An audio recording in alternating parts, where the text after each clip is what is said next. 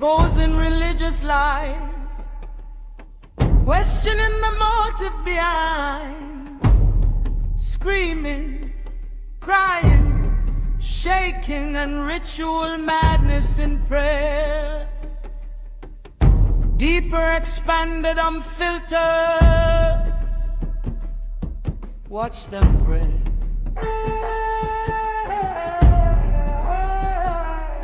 Not reasoning, not reflecting, not reasoning,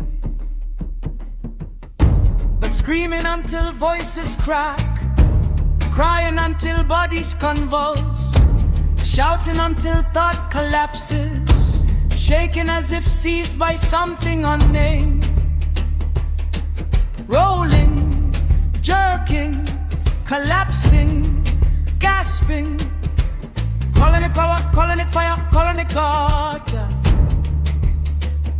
Now pause the noise, strip away the music, remove the cry energy, silence the preacher's cues, and ask the forbidden question. Why must prayer look like psychological breakdown to be considered effective? Exposing religious lies begins here.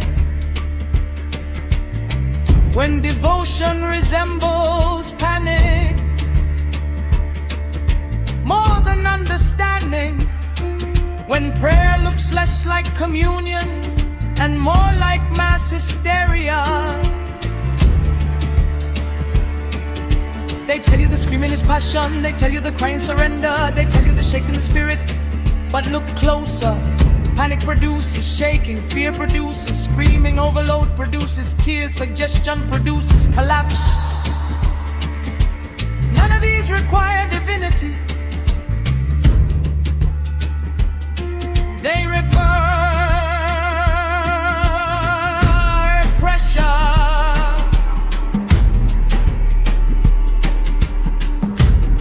This is not prayer rising upward. This is pressure collapsing inward.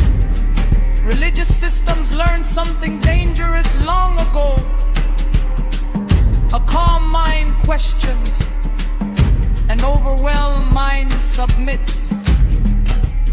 So prayer was redesigned, not to clarify, but to exhaust, not to center, but to destabilize, not to awaken, but to overwhelm the nervous system until resistance shuts down.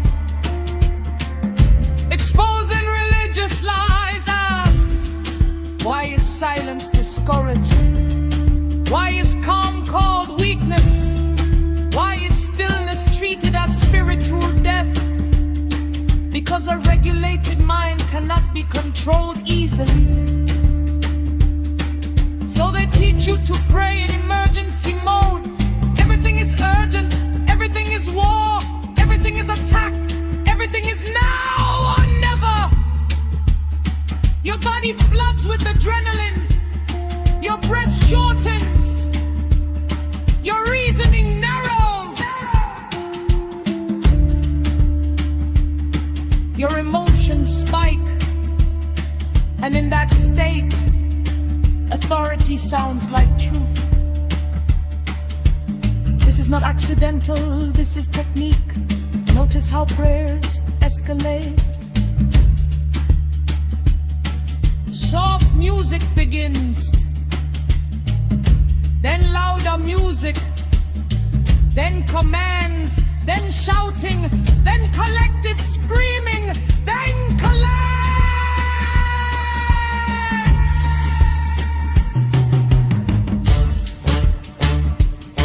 This is emotional induction. This is crowd psychology. This is tribes by repetition and volume. Exposing religious lies means naming it. Madness is not holiness. Loss of control is not surrender. Breakdown is not breakdown.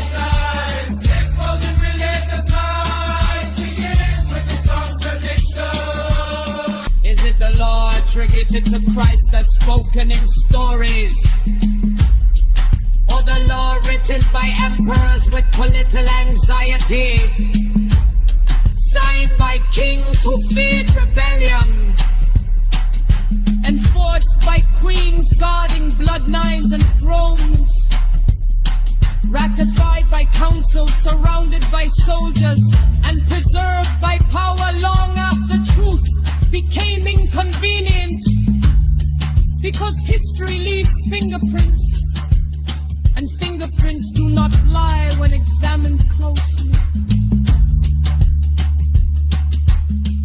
Christ is called a rebel, but rebel against what? And against whom? A disturber or order, whose order and who defined it? A threat to stability. Stability for the poor, or stability for empire?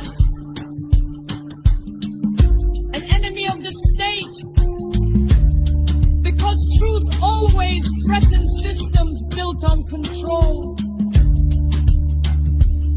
He is arrested by authority, not by thieves, not by pillars, but Andor itself, tried under political pressure, where justice bends to preserve power, executed as a criminal, so the system could call violence legality, crucified between rebels, classified, categorized, erased, under imperial law, the very law now claimed to be holy. Exposing religious lies, but servant of God. When did Christ say empires should define truth for the soul? When did he appoint kings as guardians of his voice and message? When did we authorize councils backed by soldiers, prisons and exile to decide what God thinks and punish those who think differently?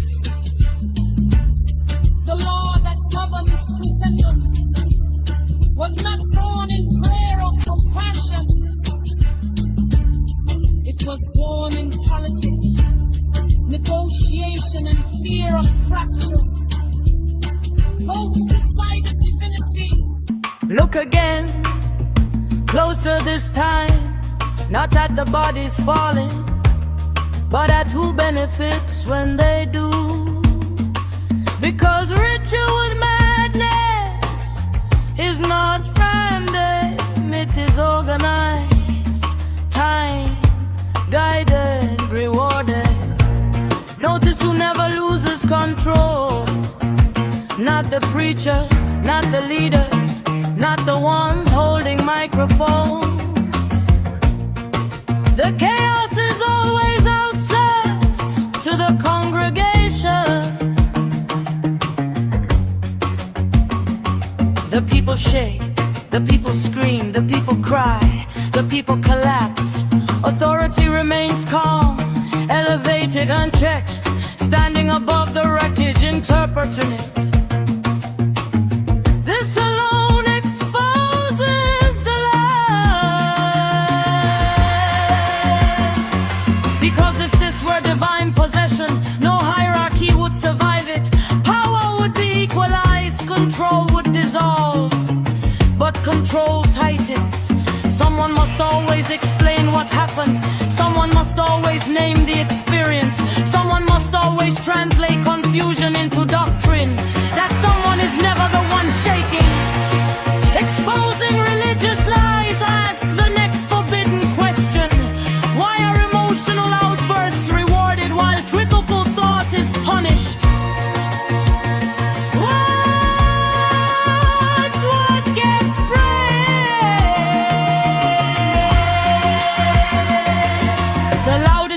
Is called strong faith. The hardest fall is called deep anointing. The most dramatic breakdown sound becomes a testimony. But the quiet observer, the one who does not shake, the one who does not cry on cue, they are labeled cold, lukewarm, blocked, proud, rebellious.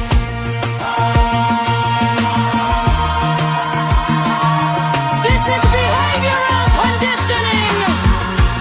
The body learns that chaos earns belonging, that sanity earns suspicion, that self-control earns isolation. So people perform, even unconsciously, because in that space, to remain composed is to risk being invisible or worse, accused. Exposing religious lies goes deeper. Many are not possessed, they are pressured.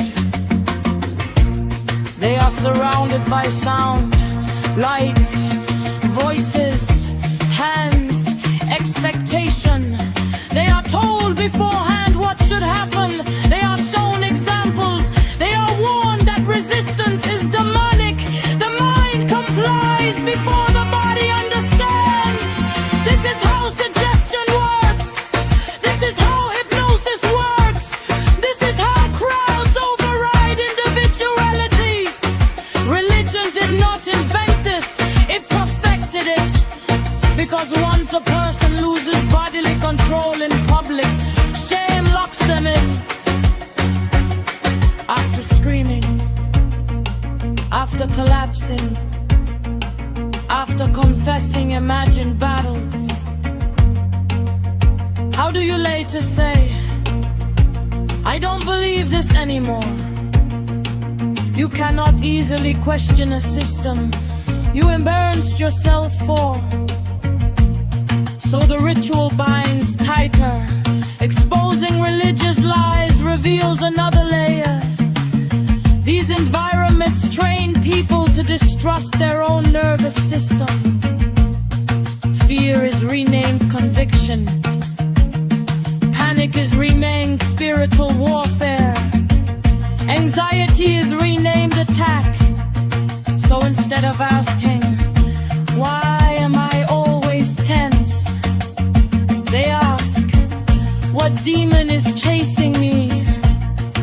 Instead of asking, why does this never bring peace? They ask, what sin opened the door?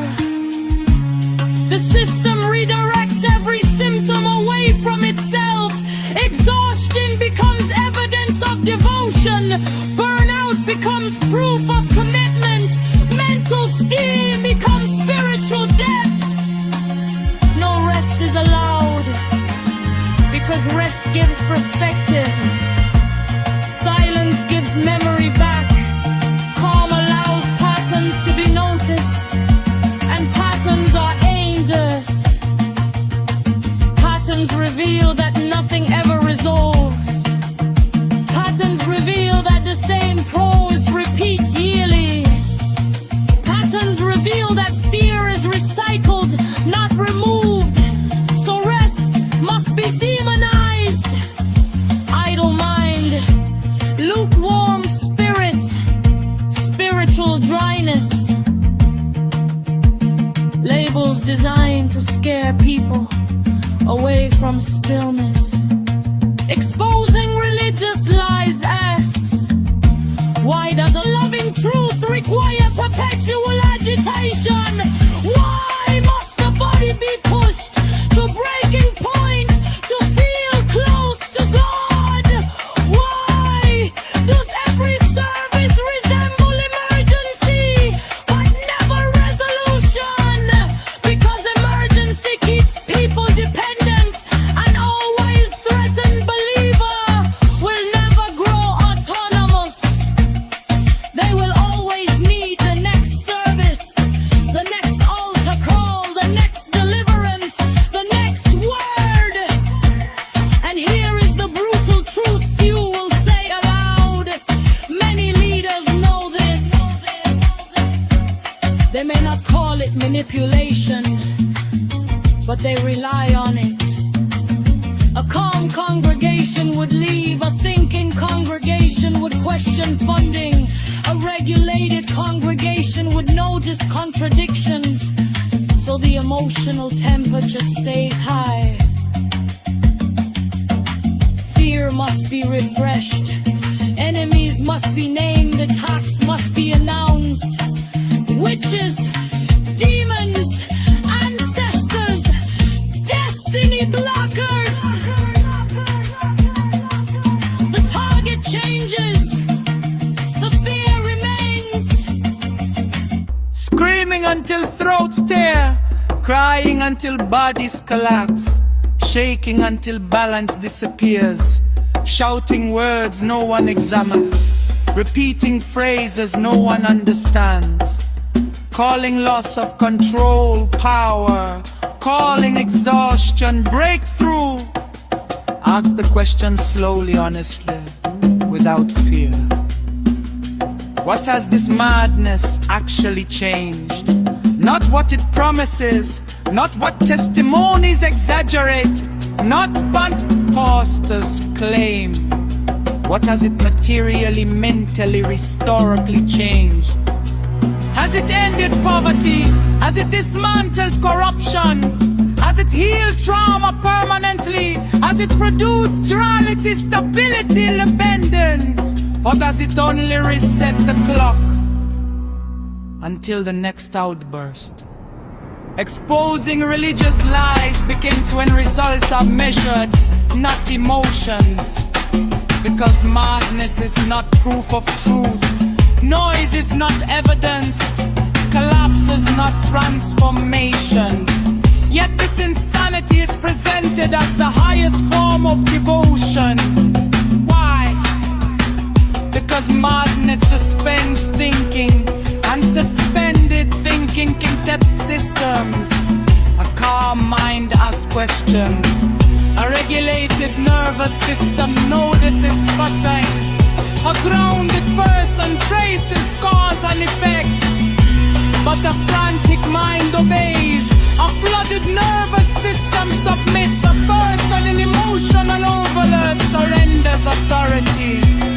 So prayer was redesigned, not to connect you inward, not to clarify understanding, not to stabilize the cells, but to overwhelm the body.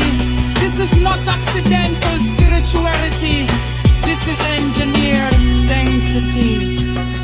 Watch the structure. First, fear is introduced. Enemies are named. Threats are emphasized. Urgency is injected. Then sound increases. Volume rises. Music swells. Commands escalate. Then the body reacts. Adrenaline floods. Breathing shortens. Thinking narrows. And at that moment, authority speaks. Whatever is said next lands without resistance. This is why madness is rewarded. The loudest scream is praised. The hardest fall is validated. The wildest behavior is called peace. But quiet clarity, stillness, self-control, those are treated as suspicion, as pride, as blockage. Because sanity is dangerous.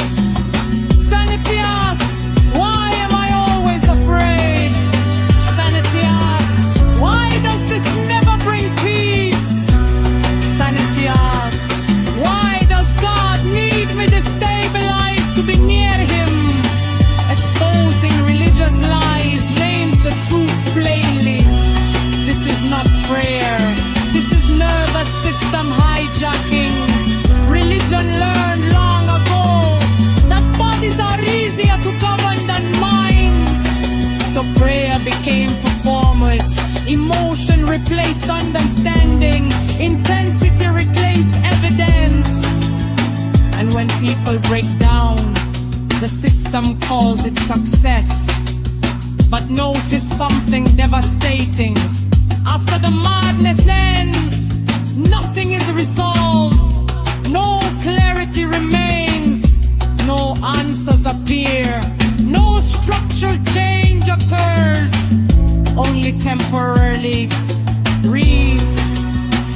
by guilt, followed by dependence, followed by another service.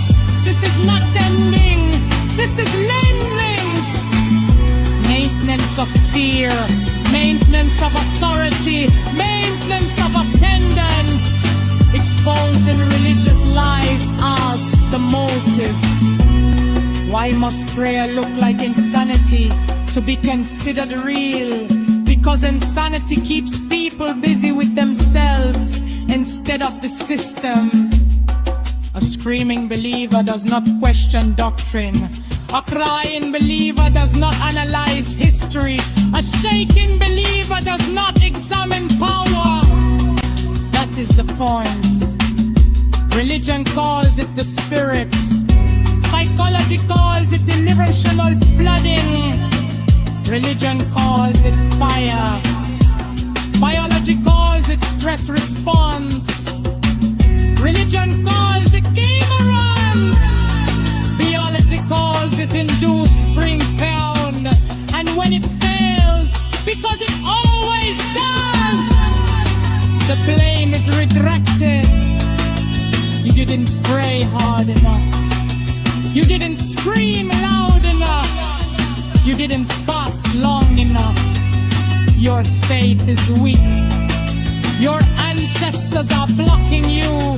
Your demons are stubborn. Never the method. Never the doctrine.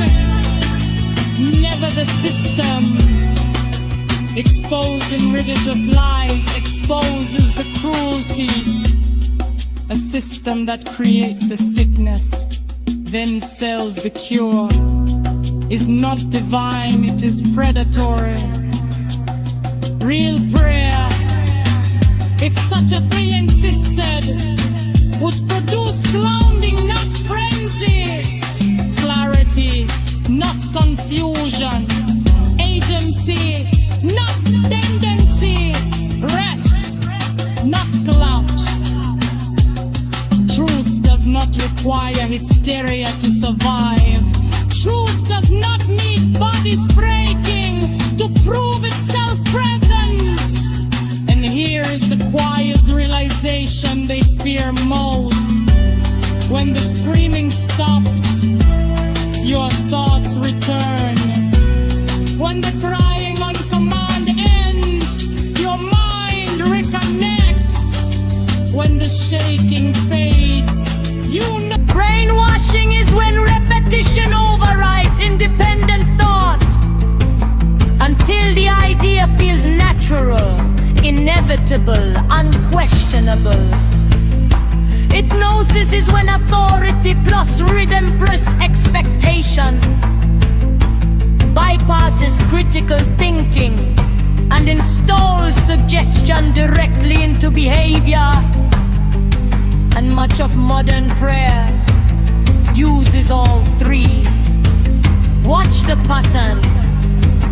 Repeat the same phrases. Amen, amen, amen. Fire, fire, fire. Die, die, die. Repeat them until meaning dissolves and only sound remains. This is not language anymore. This is neurological conditioning. The word amen becomes a period that ends thought. The word hallelujah becomes a reflex, not praise. The pulpit becomes a control tower, not a place of wisdom. People are not praying. They are responding to cues.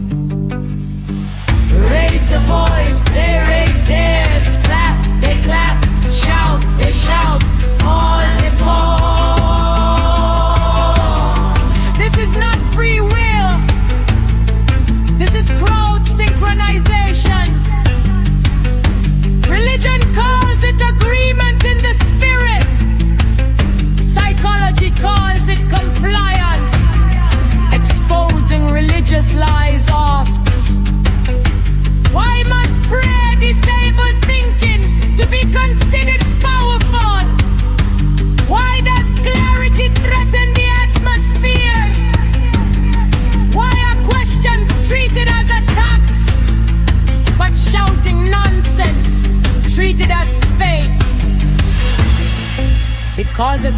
person is hard to manage. A calm person is hard to scare. A grounded person does not hallucinate enemies. So prayer is designed to destabilize